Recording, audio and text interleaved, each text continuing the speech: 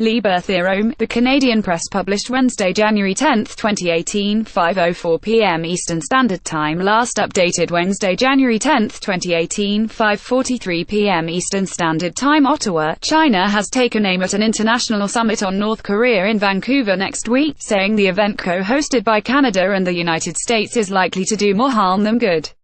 The Canadian government is keeping a tight lid on which countries have been invited and plan to attend Tuesday's meeting, which Foreign Affairs Minister Chrystia Freeland is organizing with U.S. Secretary of State Rex Tillerson. But a spokesman for the Chinese Foreign Ministry revealed Wednesday that his country will not be at the table, even as he criticized the meeting and suggested it will set back, rather than advance, peace efforts.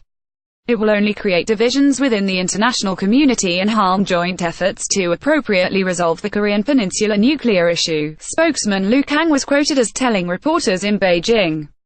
Russia is also expected to be absent along with China, meaning two of North Korea's most important and influential neighbors will be missing when Freeland and Tillerson sit down with other foreign ministers.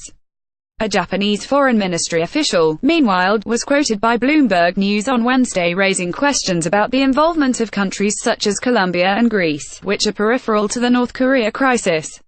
Global Affairs Canada spokeswoman Amy Mills said Canada recognizes the essential role that China has to play in any diplomatic efforts involving North Korea, and has repeatedly engaged with it about the Vancouver meeting.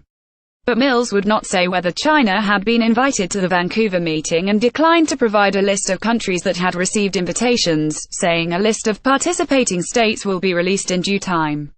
Freeland and Tillerson announced plans to hold the January 16 meeting during Tillerson's visit to Ottawa last month. The decision followed growing concerns over the last 6 months about North Korea's nuclear and ballistic missile capabilities, which the country has showcased numerous times with a variety of tests. The meeting is ostensibly designed to show international solidarity in the face of the North Korean threat, discuss ways to strengthen sanctions against the country and seek diplomatic solutions to the crisis.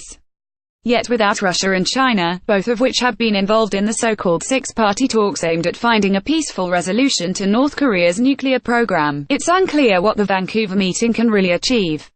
If both China and Russia are absent from the meeting, then the significance and the utility of the gathering will be greatly discounted, Wenren Jiang, an expert on Asian politics from the University of Alberta, said in an email.